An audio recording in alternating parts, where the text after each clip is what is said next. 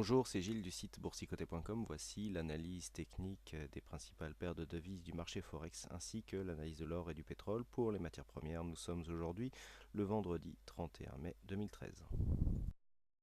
Et nous commençons tout de suite par l'euro-dollar. Donc l'euro-dollar qui, suite à sa sortie haussière d'hier, alors je vous avais indiqué une possibilité de consolidation. Alors la consolidation est arrivée, mais elle était un peu plus rapide que ce qui était prévu. Quoi qu'il en soit, elle ne dépasse pas trop les bornes pour rester dans une phase de consolidation.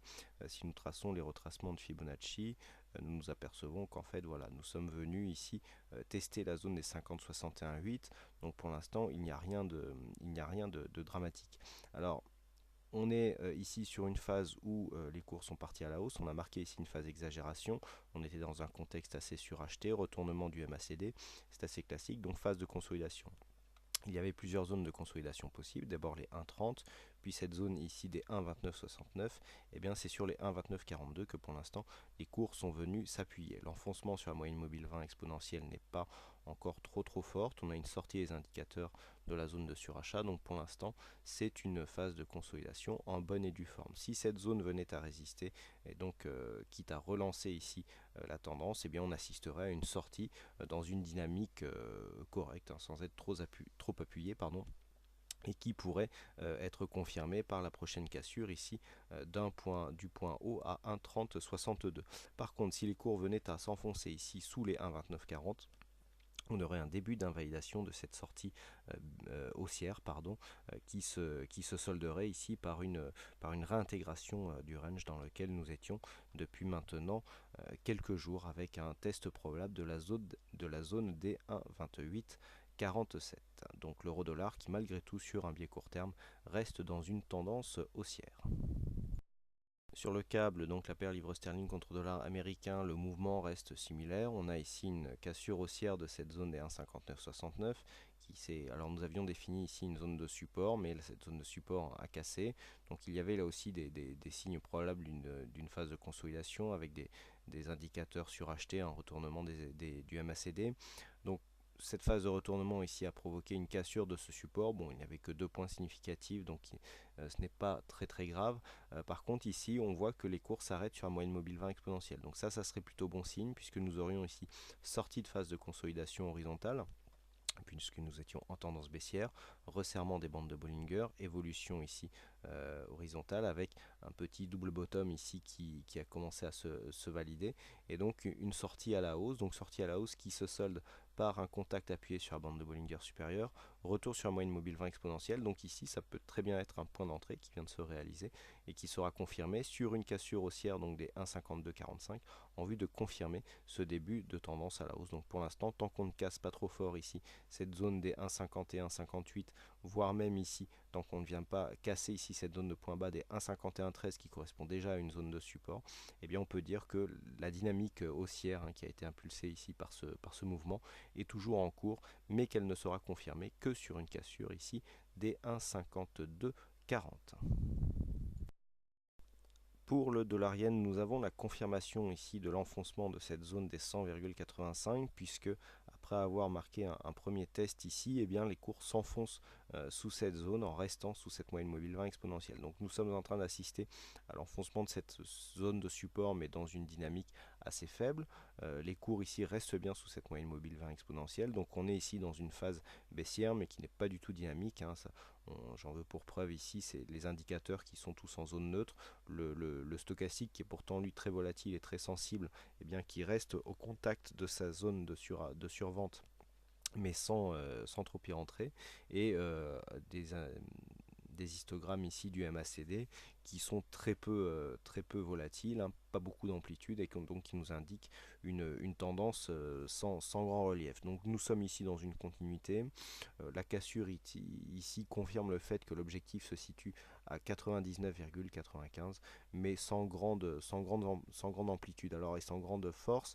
Nous sommes quand même ici dans un biais qui reste haussier d'un point de vue long terme, et ce que nous pouvons voir ici, c'est que cet objectif des 99,95 ne serait ni plus ni moins qu'un contact ici avec une ancienne zone de point haut, puisque nous avions eu ici une phase de hausse, consolidation horizontale, deuxième phase de hausse. Là on a une consolidation un peu plus baissière, mais clairement ici l'objectif se situe sur 99,95, mais ne remet absolument pas en cause le fond de la tendance qui, elle, reste haussière. Au niveau de l'or, nous sommes toujours sur le même mouvement, donc un mouvement qui suite à une forte phase baissière ici et une espèce de confirmation. Eh bien, le mouvement est en train de remonter, donc on a confirmé ici la cassure des 1400 dollars l'once, mais le mouvement se fait sur un support ici qui est très peu dynamique. Alors, on a inscrit un nouveau plus haut court terme dans la nuit, donc plus haut sur cette bougie qui se situe à 1422 dollars l'once, mais l'or a connu aujourd'hui une phase de consolidation qui l'a ramené ici sous cette zone des 1400 au contact donc de cette zone de support. Donc on est un petit peu sur une zone de test. La phase de consolidation intervient après une configuration surachetée, mais bon, qui n'était pas exceptionnelle pour le métal jaune ici, faible amplitude du MACD. Quoi qu'il en soit, nous avons ici cette phase de consolidation qui survient. On revient ici au contact du support, donc c'est cette zone de support maintenant qui va faire l'objet du test. Donc elle évolue actuellement à 1390 dollars l'once.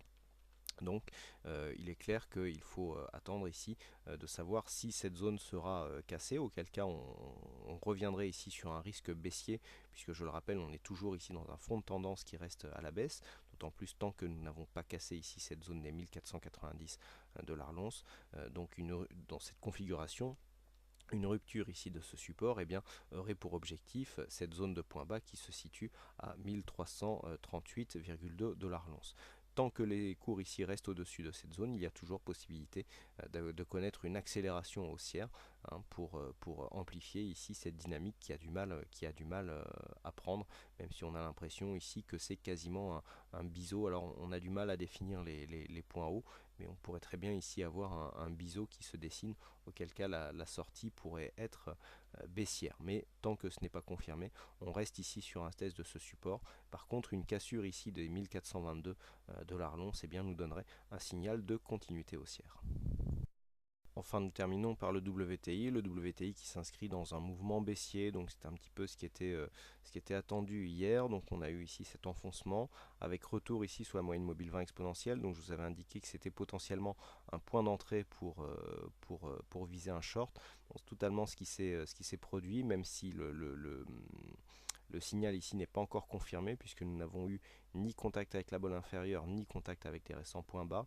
Il faudrait au moins sécuriser sur 92,20 si les cours ont le temps d'y venir avant la clôture hebdomadaire. Pour l'instant, donc, on est en train de s'inscrire dans un biais baissier. La moyenne mobile 20 qui coiffe ici cette zone de cotation en est témoin. Cette zone sera confirmée sur une cassure ici de cette zone de point bas qui se situe à 91,65. Tant que nous ne sommes pas en dessous, nous sommes dans un biais qui est relativement neutre. L'attaque ici qui a fait passer les cours sous les 92,50 n'est pas réellement confirmée, puisque sur cette phase ici de baisse, on n'a pas de niveau, on n'a pas de cassure significative. Donc c'est vraiment un signal ici qui tente à être confirmé.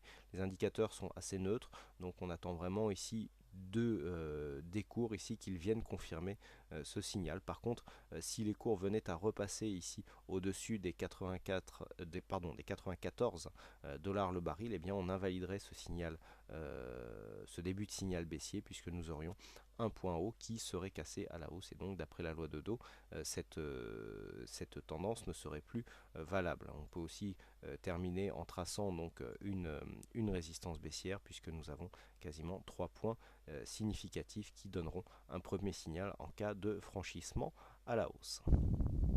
Voilà ce que l'on peut dire sur ces analyses techniques Forex et matières premières. Il ne me reste plus qu'à vous souhaiter à toutes et à tous une bonne soirée, un bon week-end, bonne chance dans vos prochains trades, et on se retrouve donc dès la semaine prochaine pour d'autres analyses techniques en vidéo. Bonsoir à tous.